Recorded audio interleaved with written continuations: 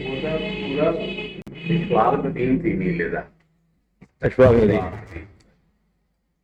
बिस्मिल्लाहिर्रहमानिर्रहीम। Live France के Walker class studio से फजर बाबत महमूद आपकी खिदमत में हाजिर है। तो बहरहाल ये इस वक्त कंट्रोल रूम में हस्ते महमूद आरिफ महमूद खोखर की निगरानी में फजर वकास सईद, अदान भट्ट और बिलाल हुसैन ये सारा लाइव प्रोग्राम आपकी खिदमत में पेश करने के लिए कंट्रोल रूम में मौजूद है। तो बहरहाल ये एक दफ़ा फिर अभी ये कहते हैं ये आर्मी चीफ की तकर्री, अब इसको तर्जमा, हालांकि ये गुज़श्ता 75 सालों में और ये 37-38 सालों में मैं भी सारी अखबारी हवाले से और ये मतलब जब भी, और ये कोई इतना बड़ा मामला नहीं था, ये रूटीन की कार्रवाई है, आईनी जरूरत है, आईनी कार्रवाई है। और जो कागजों में लिखा हुआ है ये वज़ीर आज़म की ख्वाबदीद है कि उसने लगाना है। 3-4 सीनियर मोस्ट जनरल की समरी आती है वज़ारत दिफा की तरफ से, और फिर एक फाइनल नाम उसमें से वज़ीर आज़म चुनते हैं और नोटिफिकेशन सदर पाकिस्तान को भेजने के लिए भेजा जाता है, तो वो अगले दिन दस्तखत कर देते हैं। ये आईनी और ये तरीक़ाकार तो इस तकर्री का यही है। मगर चूँकि अभी ये गुज़श्ता ये सारा हम देख रहे हैं कि मतलब है कि ये एक बहुत अहम यहाँ पर एक इस्तेकाम पाकिस्तान और मुल्क के दिफा की बात है, तो एक सिपा के हवाले से ये बिल्कुल 22 करोड़ अवाम की यकीनी तौर पर ये तो है कि ये ऐसा बंदा हो जो बिल्कुल ऐसे नफातुल्लाह और बिल्कुल जो 22 करोड़ अवाम के जान और माल का माफज और उसकी सारा उसमें दोबारा ये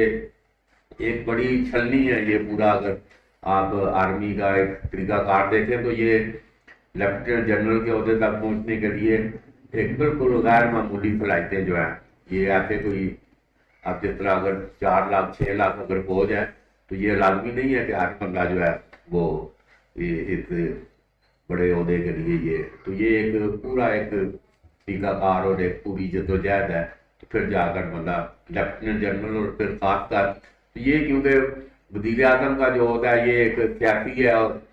मुंतखब निज़ाम में सियासी जमात का कोई बड़ा ही जो है ना वो मुल्क का वज़ीर आज़म होता है। तो ये इस हवाले से फिर ये इसके सियासी असरात भी मादी में ये सारा, तो ये इस हवाले से ये कह रहे हैं ये एक तकर्री सब पे बादिया मतलब है, मुख्तलिफ तर्जमे कर रहे हैं। और ऐसे इमरान खान को जैसे बिल्कुल वो कहते हैं नहीं, बिल्कुल वो इसको ये पहली दफ़ा हुआ है 75 सालों में कि एक इस तकर्री को मुतनाज़ा बनाने की भी कोशिश की जा रही है। मगर एक बात बिल्कुल ये तारीख का सबक है कि जहाँ पर भी अफवाज कमज़ोर हुई, लीबिया बहुत बड़ा अजीम मुल्क था, कर्नल गद्दाफी की क़यादत में बड़ी तरक्की और खुशहाली और तमाम बुनियादी सहूलतें उधर मुफ्त थी।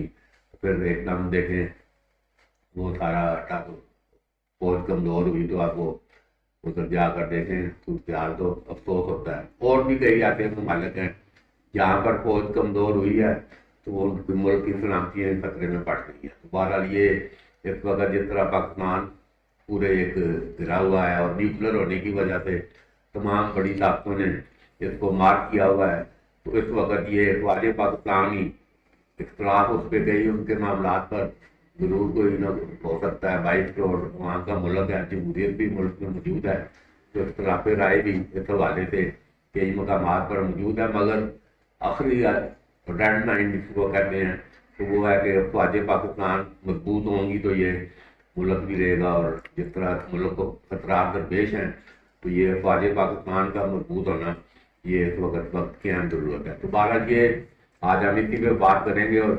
सीनियर साथी राजा इफ्तिखार अहमद हमारे दरमियान मौजूद हैं, खालिद अब्दुल दरवेश मौजूद हैं। तो बहरहाल ये राजा साहब ये चकवाल जर्नैलों की सरजमीन है, शहीदों गाजियों की, तो ये एक बिल्कुल हमारा फख्र है। तो ये अगर आप देखेंगे यहाँ पे बड़ी बापर तादाद जर्नैलों की, और उसकी बड़ी वजह ये है कि ये बहादुरों जुर्रतमंद और इसकी मिट्टी में ये है जुर्रत और बहादुरी, ये इलाका धन और सारा। तो ये उस वक्त क़याम पाकिस्तान से पहले भी ये ताजे बरतानिया में जाके यहाँ के लोग पहली आलमी जंग और दूसरी आलमी जंग में यहाँ के लोगों ने एक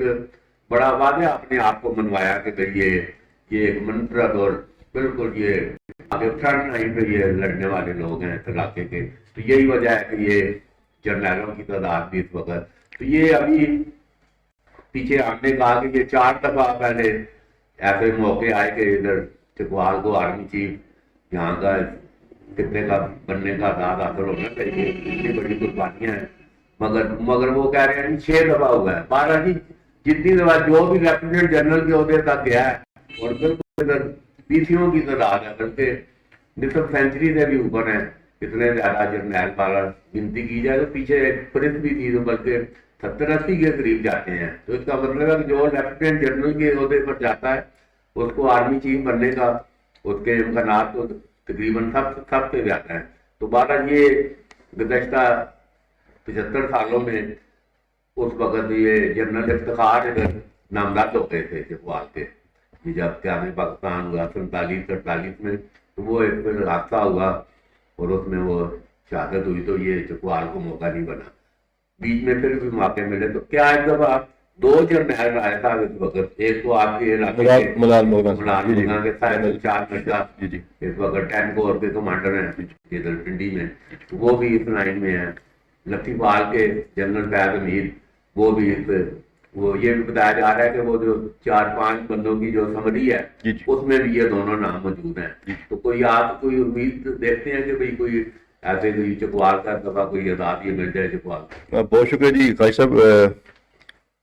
آج کا جو بڑا ایک زبردست ٹاپک پہ گفتگو کرنے کا موقع مل رہا ہے، 2 حوالے سے 2 اینگل سے میں اس پہ تھوڑی بات کرنا چاہوں گا۔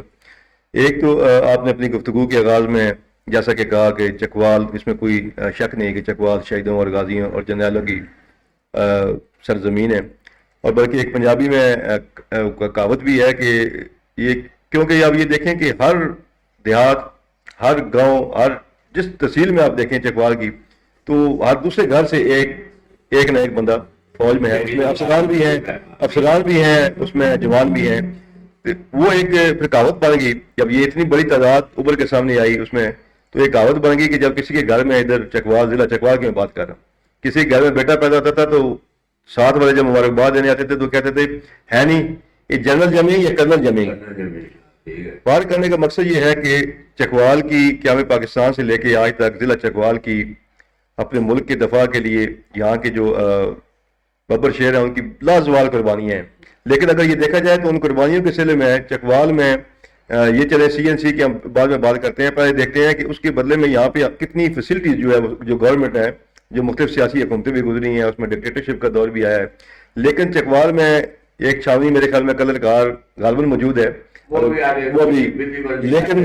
اس کے بدلے میں آپ یہ دیکھیں تو ہمارے پاس کچھ بھی نہیں ہے۔ اتنی بڑی تعداد، اتنی لازوال، اتنی بڑی بڑی قربانیاں دینے کے باوجود بھی یہاں پہ کم از کم MHC کا بڑا شدت کے ساتھ مطالبہ ہو رہا تھا کہ کوئی فوجی اسپتال ہی بالکل، میں وہی بات کر رہا ہوں کہ قاضی صاحب اتنا 75 سال گزرنے کے بعد، اتنی قربانیاں دینے کے بعد کم از کم ایٹ لیسٹ ہمارے پاس CMH ایک ہاسپٹل یہاں پہ موجود ہونا چاہیے تھا۔ ابھی دوسری جو بات ہے کہ آپ نے جو سوال پوچھا کہ اس وقت بھی میں یہ سمجھ رہا ہوں کہ اگر سینیٹری بیس پہ دیکھا جائے تو بالکل آپ نے ذکر کیا ہے ملیال مغرب سے جنرل سیر شمشاد صاحب ہیں، جنرل فیض صاحب ہیں، تو یہ ڈیفینیٹلی چکوال کو چانس ملنا چاہیے، لیکن میں اب بھی جو ہے وہ مجھے ذاتی طور پر غلط بھی ہو سکتا ہوں، لیکن مجھے کوئی ایسا چانس نظر نہیں آ رہا کہ چکوال سے جو CNC جو ہے وہ اس کو ابھی یہ آج یہ کچھ اخبارات میں یہ فلیشنگ ہے کہ بھائی کل جو ملاقات ہوئی ہے وزیر اعظم کی نواز شریف کے ساتھ، بڑے بھائی کے ساتھ، تو اس میں کہتے ہیں کہ یہ اتفاق رائے ہوا ہے کہ جو سینیٹری کو پریفرنس دی جائے گی۔ تو اگر یہ سینیٹری کو اگر یہ مد نظر رکھا جائے تو لیفٹیننٹ جنرل آصم منیر، پیچھے سوشل میڈیا پہ بھی تھوڑا سا چلا ہے کہ ان کو 4 سٹار کا پروٹوکول دے دیا گیا ہے۔ تو اگر یہ سینیٹری میں ہونی ہے پھر تو یہ کوئی آگے نہیں ہے کہ کون ہوگا۔ پہلی اس پریس میں آصم منیر صاحب ہیں لیفٹیننٹ جنرل، تو دوسری جو chairman joint chief of staff, دو تقرریاں یہ ہوتی ہیں جو میجر تقرریاں ہیں، اس میں سب سے سینئر پہ 2 پہ وہ ملال مولانا کے ساتھ بات کرنا ہے۔ تو یہ کیا سمجھتے ہیں کہ میرج پہ یہ جس طرح انڈیا میں سینئر موسٹ، حالانکہ دیکھو چیف جسٹس بھی بڑی اہم پوسٹ ہے، مگر اس میں الحمدللہ یہ ہے کہ کوئی طریقہ کار ہے، بالکل پتہ ہوتا ہے۔ اب یہ جتنے لائن میں لگے ہوئے ہیں سب کو پتا ہے کس نے کب کرنا ہے چیف جسٹس اور کتنا عرصہ رہنا ہے، یہ ایک تعین ہوا ہے۔ یہ تو ایسا سمجھتے ہیں کہ ادھر اتنی تقرری کا ہمارا نظام رکا ہوا ہے. تو یہ سینیارٹی پہ یہ ایک اچھا عمل ہے کہ ایک کم از کم ایک چلو اتنا بڑا ادارہ جب ہم کہتے ہیں کہ سب سے اہم ادارہ ہے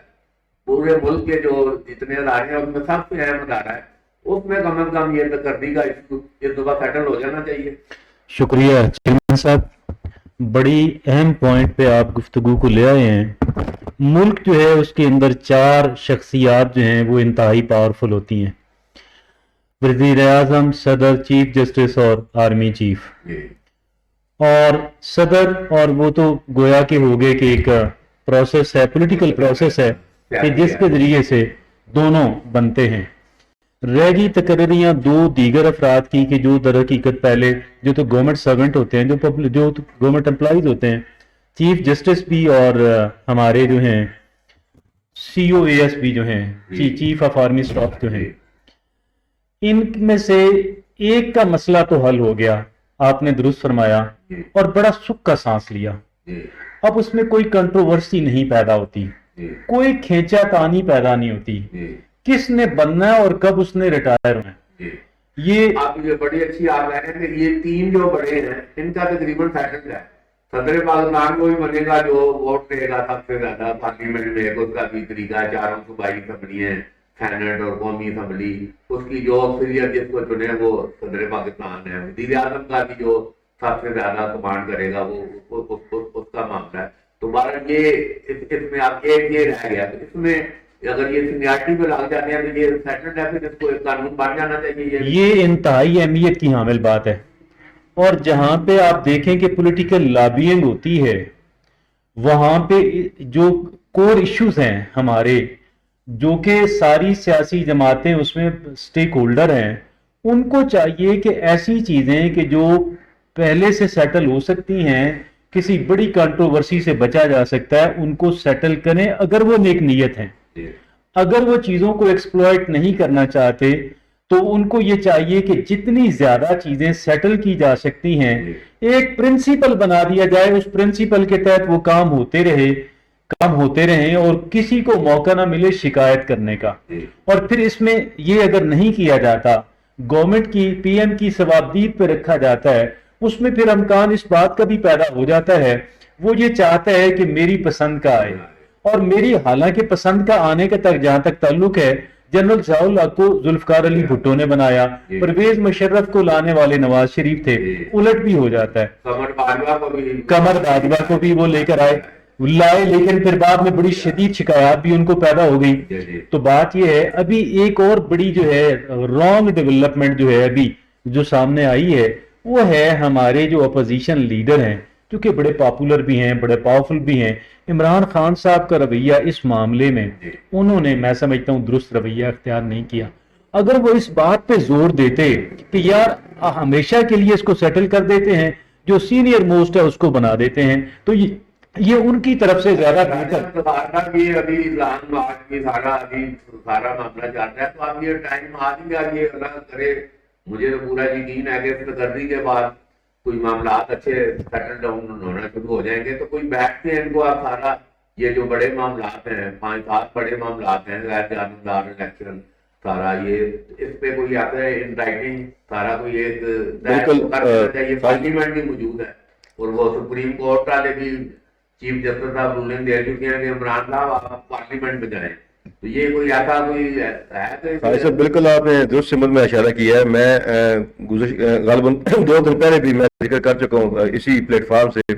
کہ عمران خان صاحب جس پرپز کے لیے وہ نکلے تھے, انہوں نے ایک ہوج مچائی تھی کہ جناب جو ہے وہ لانگ مارچ, حالانکہ اس لانگ مارچ کی قطعی کوئی ضرورت نہیں تھی. وہ اب میں نے 2 دن پہلے بھی کہا ہے وہ حل ہو چکا ہے. وہ جو بھی فیصلہ ہونا ہے, فیصلہ سازوں جن کے پاس آئینی قانونی اختیار ہے انہوں نے کر چکے ہیں, اور وہی ہونا ہے جو وہ فیصلہ کر چکے ہیں. اب عمران خان صاحب آپ سمجھتے ہیں کہ یہ ساری عمران خان کی یہ جو پریکٹس ساری ہے تقرری کی وجہ سے تھی. جی بالکل, میں یہی کہنا چاہ رہا ہوں کہ یہ ان کا جو اغراض و مقاصد تھے, انہوں نے ایک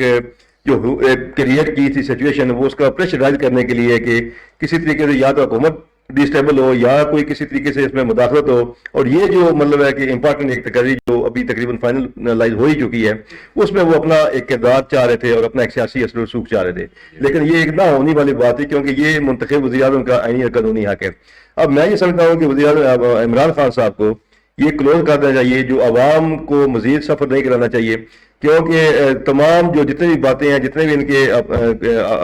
آپس میں اختلافات ہیں، ان کا واحد حال جو ہے وہ پارلیمنٹ میں تشریف لے کے جائیں. اگلا جو الیکشن ہے وہ بہت زیادہ بھی اگر دیر سے ہوا تو فروری یا مارچ میں اس نے ہونا ہے، اس کے لیے وہ نگران سیٹ اپ کے لیے آپس میں گفتگو کریں، نگران سیٹ اپ بنائیں تاکہ یہ اگلے الیکشن میں جو ہے وہ جا کے مقابلہ کر سکیں. بھارت جی یہ انشاءاللہ کل ورلڈ کپ کا فائنل بھی ہے، اور الحمدللہ چکوال پریس کلب میں یہ پاکستان اور انگلینڈ کا یہ تاریخ 7 فائنل، سپر فائنل اور یہ ایک گرینڈ فائنل یہ کل میلبورن کرکٹ گراؤنڈ میں، اور ادھر پورا کرکٹ کا بخار جہاں جہاں کرکٹ کھیلی جا رہی ہے،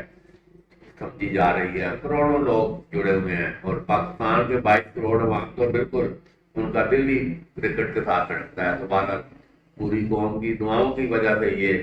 پاکستان کو یہ دن دیکھنا نصیب ہوا ہے کہ وہ ایم سی جی جو پورے ادھر کہتے ہیں کہ پورے دنیائے کرکٹ کا یہ سب سے بڑا میدان ہے، لاکھ کے قریب، ادھر کلکتہ میں بھی لاکھ کی گنجائش ہے، تو یہ میلبورن میں بھی 1 لاکھ لوگوں کی گنجائش ہے، اور کل 1 لاکھ لوگ جو ہے یہ اس وقت میلبورن کرکٹ گراؤنڈ میں موجود ہوں گے. تو بہرحال چکوال پریس کلب سے یہ براہ راست ہم جس طرح ہم نے سیمی فائنل دکھایا اور بڑا بھرپور جیتا ہے پاکستان، اور انشاءاللہ کل پریس کلب میں 1 بجے دن یہ لائیو ادھر آفاق میڈیا گروپ کے تعاون سے بڑی تقریب پر یہ مقابلہ ہم ادھر چکوال پریس کلب میں دیکھیں گے، اور پھر لائیو اسٹوڈیو میں درمیان میں پھر تبصرہ بھی اس پہ کریں گے. بہت شکریہ، فیڈ بیک دیجیے گا. خدا حافظ.